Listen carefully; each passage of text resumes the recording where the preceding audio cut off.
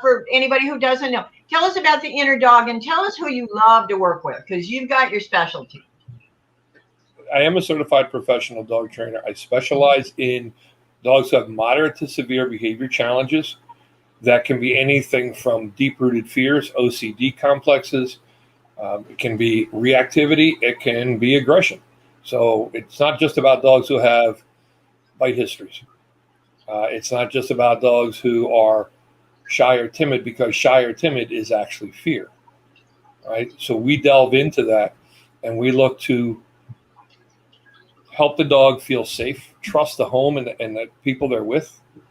Once they have that trust, then we can begin to change by teaching skills that are different than what they're used to, changing the how their perception of what they see, the truth as they see it. And then with that change in those skills comes change in behavior. And after they change in behavior, you have a dog and its people who just have a much more enjoyable partnership. The truth as they see it. Wow. Okay.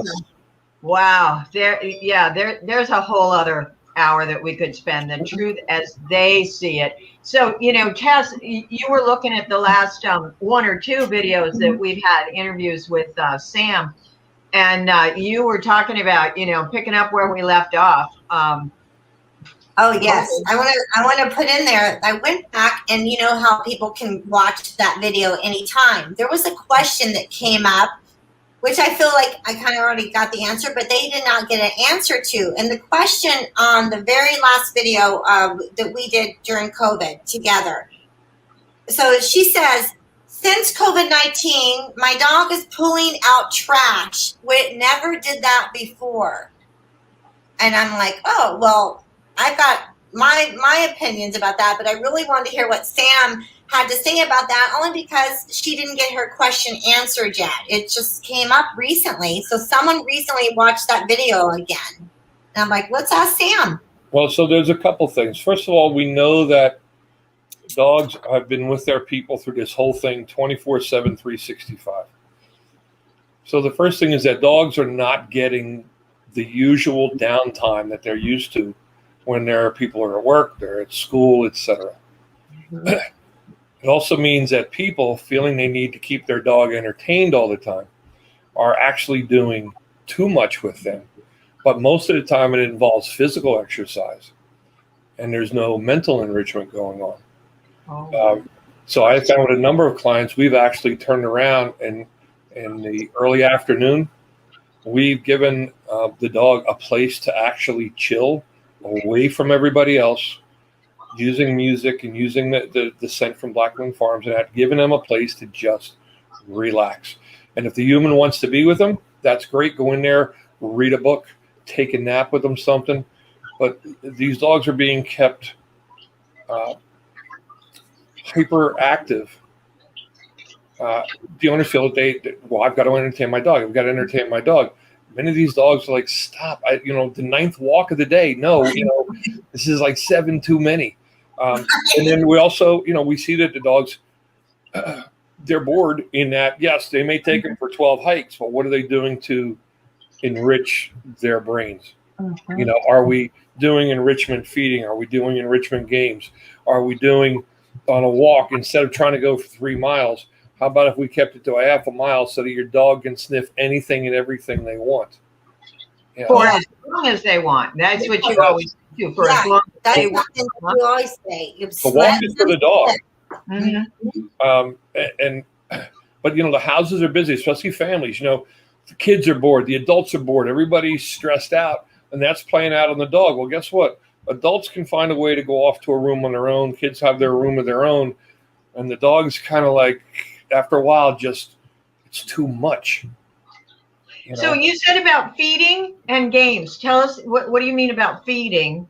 What can we do to mentally? The cool thing about dogs is that, first of all, dogs are omnivores. We know that, versus cats who are primarily carnivores. But the other thing too is, and this is, evolution of hundreds of millions of years. But even though they're domestic dogs, they still have an instinct to pull out of the trash because there's interesting smells. Mm-hmm. Oh, what was that? Let me taste that. Oh, that's a fresh blade of grass. That's really good, which actually It is really good. So the idea is, can we do enrichment feeding? Do we set it up so that we're using maze bowls, that we're using food dispensing toys, that we're playing find it with their food out in the yard or throughout the house? We do a lot of this in shelters because the dogs don't have the ability to have that activity and interaction.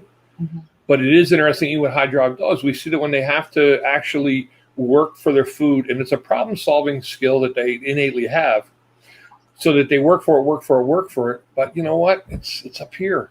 And so when they're done, we see a quieter, just a more relaxed dog, I should say. One thing that the mistake that people sometimes make with it, enrichment feeding, is they'll take, say, a Kong, and a Kong that's too small, stuff the food in, but the food towards the top of the Kong or a similar device gets wedged in there, and a dog will get frustrated and just leave it alone.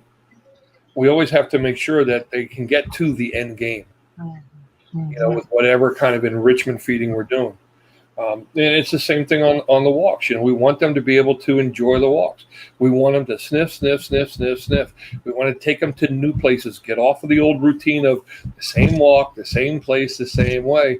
Believe it or not, if you turn around and go in the opposite direction, for many dogs, that's a brand new walk because the smells are coming at them differently. You've been listening to Animals Inside Out, brought to you by BlackWing Farms. If you know anyone who could benefit from today's episode, please consider sharing it. Also, if you want to learn more about BlackWing Farms and the incredible natural remedies for mental, physical, and emotional needs of animals, go to blackwingfarms.com and enter Animals Inside Out for 10% off your next purchase. Be sure to subscribe on YouTube or wherever you listen to podcasts, and we'll see you in the next episode.